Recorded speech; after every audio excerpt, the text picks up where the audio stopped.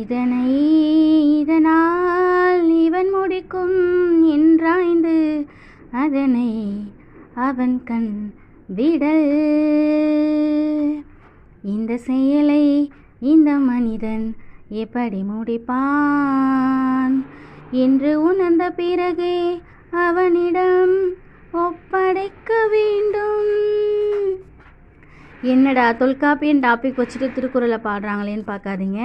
நம்மளுடைய தமிழில் தோன்றிய அறநூலாகிய திருக்குறள் தான் உலக புகழ் பெற்றது. அதான் முதல் உலகத்திலேயே எந்த ஒரு ஜாதி மதத்துக்கும் அடிப்படை இல்லாத ஒரு நூல்னு சொல்கிறாங்க.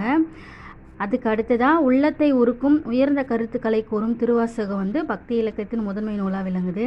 இந்த 2 நூலுக்கு அப்புறமா சொல்ல போகிற நூல் தான் நம்மளுடைய தொல்காப்பியம். உலக பொருட்கள் அனைத்தையும் கூறுகின்ற தொல்காப்பியம் அடுத்ததுக்கு. இந்த தொல்காப்பியம் என்ற சொல் 3 சொற்களினுடைய கூட்டு. தொல் கூட்டல் காப்பு கூட்டல் இயம் என்று கூறப்படுகிறது. தொல்னா தொன்மை, தொன்மைனா பழமை, காப்புனா காத்தல், இயம்னா ஒளி. தமிழினுடைய தொன்மையை காப்பாற்றி நிலைநாட்டுவதற்காக எழுதப்பெற்ற நூல் தான் எது? தொல்காப்பியம். இது ஒரு இலக்கண நூல்.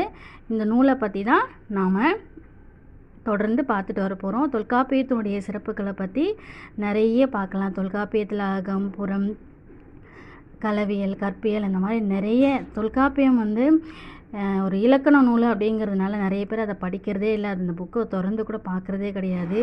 இலக்கணத்தை தாண்டி வாழ்க்கையில் தேவையான எல்லா விஷயங்களும் நம்ம தொல்காப்பியத்தில் இருக்குது. நம்ம அடுத்தடுத்த வீடியோவில் தொல்காப்பியத்தை பற்றி டெய்லி பார்க்கலாம். தேங்க்யூ.